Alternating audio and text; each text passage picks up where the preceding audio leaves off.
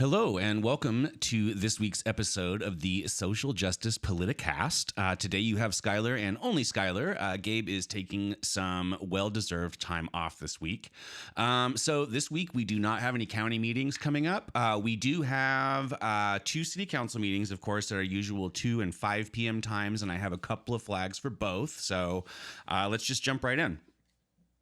So item 8 on the consent calendar for the 2 o'clock meeting is it's a subaward agreement, Sacramento County Sheriff's Office, fiscal year 2024, Sacramento Urban Area Security Initiative, Central California Intelligence Center. So what I was able to surmise through this is it's basically there's money coming in that we have through a grant that we are going to give to the Sheriff's Office to bolster the moves that they have been making to kind of team up with the feds and Homeland Security and ICE. I don't really understand what the city even has to do with this. It says that the grant is a component of the federal Homeland Security grant program. 30% of the funding received must be allocated to support law enforcement terrorism prevention-oriented activities. This is just super weird. After all of this stuff with the county, like partnering with all of these federal orgs and kind of watching what the feds are doing around the country, the whole thing is very weird. I don't really know exactly what the city is doing. There's just kind of a lot of questions here. Like, why does the sheriff need to route extra funding through the city of Sac? What exactly is the relationship between the city of Sac and the Central California Intelligence Center? And how are we defining terrorism? Because I don't hear a lot of people talking about concerns related to terrorism. I do hear terrorism being thrown around when it is time to harass protesters, particularly left-wing protesters. So this makes me kind of nervous. They are going, I don't even know if they'll discuss this because it's on consent. So unless somebody pulls it, but I think worth watching and worth paying attention to. The next one I flagged, there's actually a couple of items related to cannabis consumption lounges, and I just flagged one of them.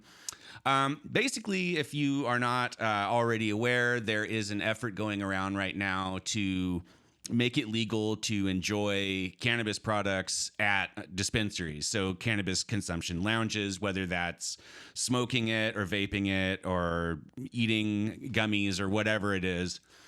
So far, that hasn't been legal, and there's been a ton of effort to push this forward. And it looks like this ordinance that they are passing with item 46, and then a follow-up relating to permitting fees with 47, may be the last of the red tape that they need to get out of the way to open this up, which is cool because a lot of our dispensaries here they run through the CORE program, which is the Cannabis Opportunity Reinvestment and Equity Program. And what it basically does is it gives kind of the first right of this new venture to Black and brown communities and folks who have historically been oppressed the most by oppressive laws around cannabis up to this point. So this is a pretty exciting economic opportunity for a lot of Sac's BIPOC entrepreneurs. There's also item 49. I just flagged this because they're trying to get it on the ballot in November. This is just basically them terminating an obsolete city retirement system that nobody has used since like 1990. So this doesn't look like it's really anything to be worried about one way or another for most of us. The reason it's here is because they have to send it to the ballot to get this thing terminated. And also because it sounds like there may be, with the money that we move away from this, some potential for housing support. So who knows? Just wanted to flag that one for all of y'all. And then item 52, coming from Budget and Audit, this is the audit of the city's homeless response, evaluation of costs and outcomes of sheltering programs. And so, as you know, homelessness response is more of a county role in general, but it's always a good idea to keep an eye on what the city is putting up in terms of support and how effective it is, especially as we move into lethal weather territory with triple-digit temperatures. And then that's what I got for the 2 p.m. At 5 p.m., the immigration stuff is coming back. So Their item 2 is they are adopting a community immigration action plan, which has come about. It's has come out of a feedback process between the 3 council member authors of the initial resolution from last April and a broader coalition of orgs. So this is basically, I think, item 2. It's kind of weird because there's 2 items here. So item 2 is a resolution adopting a community immigration action plan and directing the city manager to develop citywide policies in support of this resolution. So this seems like maybe it's just kind of a first step to open the door to doing something more substantive, which obviously is what the community is calling for and has now been calling for months.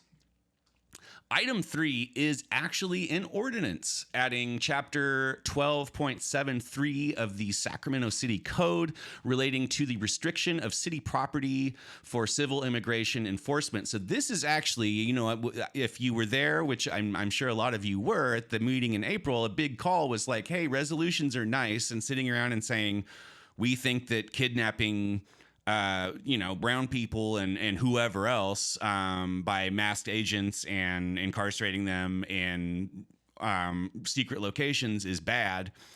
It's nice to have some lip service around that, but what we actually really need are some laws on the books, some ordinance protecting us in a real way from being abused like that. So the good news is that we are getting an ordinance that's designed to keep immigration enforcement away from city facilities.